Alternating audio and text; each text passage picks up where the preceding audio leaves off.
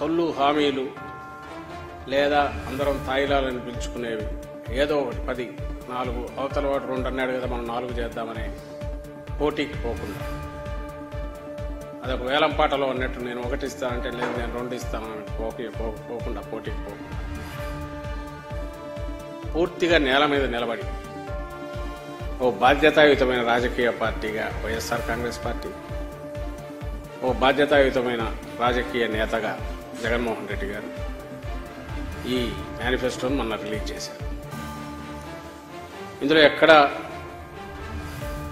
మన ఆర్థిక పరిస్థితిని మొత్తం బేరీజ్ వేసుకొని చేయగలిగిన దాంట్లో బెస్ట్ పాజిబుల్ ఏమేమి ఉన్నాయో అవన్నీ పెట్టాం.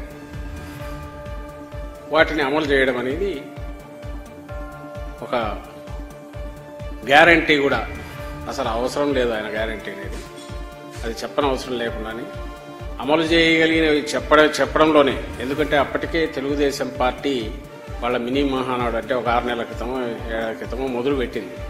ఒక 6 పాయింట్స్ కింద పెట్టేసి ప్యాకేజ్ 6 కిందనో ఏదో పెట్టేసి సూపర్ 6 అనే పేరుతో అనౌన్స్ చేసేస్తుంది.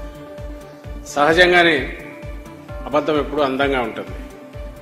దానికి మరింత అందమైన ఇవి క్రియేట్ చేసి ఇవన్నీ మేము గ్యారంటీగా ఇస్తామని చెప్తున్నప్పుడు అధికారంలో ఉన్న పార్టీగా ఏ పార్టీ అయినా అయితే దాంతో పోటీకి పడకపోతే ఏమవుతుందో ప్రజలు అటు మొగ్గు చూపుతారనే ఉద్దేశంతో దాన్ని దాటడానికి ప్రయత్నం చేస్తారు. కానీ జగన్మోహన్ రెడ్డి గారు ఆ పని చేయలేదు. ఎందుకంటే తెలుసు, ఉన్న పరిస్థితి తెలుసు.